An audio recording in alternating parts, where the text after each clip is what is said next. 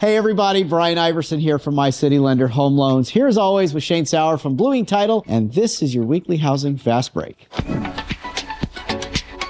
We'll get to the mortgage rate update in just a moment, but first, here's Shane with our housing outlook. Good morning, Shane. Good morning, Brian. And real quick, I thought I'd do a quick November snapshot for everybody today. Looking at the numbers today, inventory on single-family homes dipped a bit this past week, and it's kind of plateaued out since about mid-October, staying within a few hundred units. Looking specifically at the November numbers, though, our inventory fell about 100 homes, though we did gain a little bit on the condos. Our average days on market on single-family homes in Maricopa County did increase by 5 days in November and on single-family, and then about 4 days on condos. And lastly, looking at average list prices, really not a lot of movement out there. Our reports show that single-family home prices dipped about $5,000 in November, and condos stayed relatively even, which would lead to believe that we'd be seeing more of this through December. Brian, any thought? Rates and housing are back in the waiting game. After early October volatility, mortgage rates have remained calm, with the average 30-year fixed rate holding within a very narrow margin, 0.05% range, matching late October levels.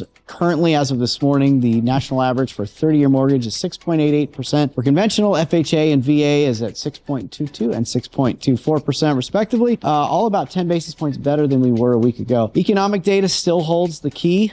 Significant rate movements in the near term will depend on upcoming economic reports such as jobs and inflation data over the next couple of weeks. It's expected that the data will tell us that the Fed rate cuts will continue, but perhaps more slowly. And finally, the broader housing market does remain a bit stagnant, with sales and sentiment metrics at depressed levels, of course heavily influenced by mortgage interest rates. However, if you're an investor or a young family looking for your first home or larger home, and you've paused your search due to rates, if you can afford to buy a home with today's rates, a stagnant market could be the right time to find and win the right home with reduced competition and available seller concessions out there. And builders are still offering great incentives to the tune of tens of thousands of dollars per home to buy your rate down, cover closing costs, and even pay for upgrades. It's hard to imagine, Shane, that builders will continue giving away so much money on each home that they sell. What do you all see out there? Make sure you hit us up with a comment. We'd love to hear from you. That's it for this week, guys. Thanks for watching. If we can serve you in any way, please don't hesitate to reach out. We'll see you right back here next Tuesday for your weekly housing fast break.